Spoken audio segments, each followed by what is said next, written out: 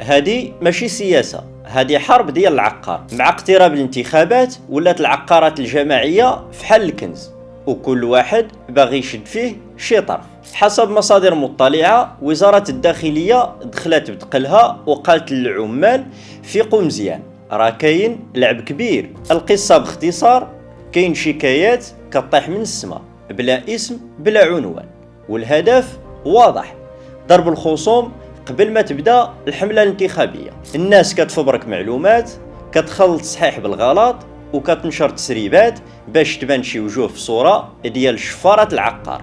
وزيد عليها ملفات قديمة كانت تسدات قانونيا رجعت من القبر. علاش؟ باش يتخلط اللعب ويتخلعوا المنافسين، وكل واحد يقول انا نقي وانت لا.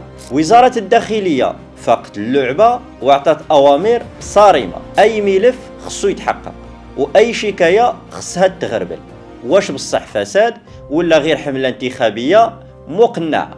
وماشي غير العقار، حتى الهدم دخل في السياسة.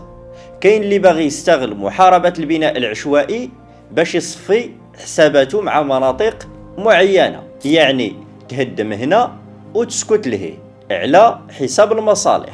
الرسالة واضحة: اللعب بالعقار خط أحمر، واللي تبت عليه التلاعب ولا الاستحواذ غادي يخلصها غالية. الخلاصة، الانتخابات مازال ما بدات، ولكن الحرب بدات من دابا، والمواطن باقي كيتسائل: العقار لمن والسياسة لمن؟